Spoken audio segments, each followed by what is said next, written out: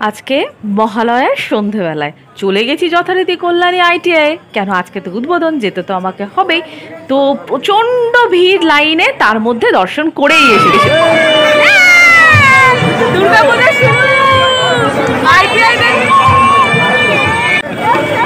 দুর্গাপূজা শুরু, মহালয়ার প্রথম আইটিআই দর্শন। লাইনে দাঁড়িয়ে ভেতরে তো ঢুকেই গেছি। সেখানে এই যে জলাশয় তোরা বরাবরই করে, সেখানে দেখলাম অনেকেই সেলফি তুলছে, প্রচন্ড ভিড়। আইটিআই আমরা মহালয়ার দিন উদ্বোধনে চলে এসেছি, এই যে লুমিনাস ক্লাব দর্শন করছি। আমার বন্ধুদের জন্য আর একটা আপডেট, আজকে যারা মহালয়ার দিন দর্শন করেছো তারা তো দর্শন করেই ফেলেছো।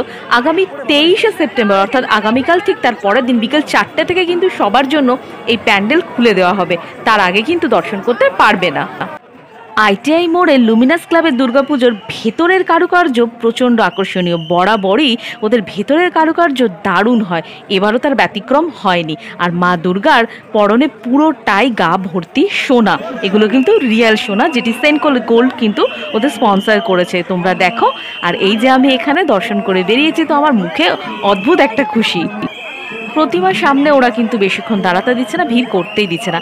আর রথতলার আপডেট, রথতলাও কিন্তু আজকে উদ্বোধন হয়ে গিয়েছে। 23 তারিখ থেকে কিন্তু এদেরও দ্বার খোলা হবে। তোমাদের ভিডিওটা কেমন লাগলো বেশি বেশি করে শেয়ার করো আর কমেন্ট করো।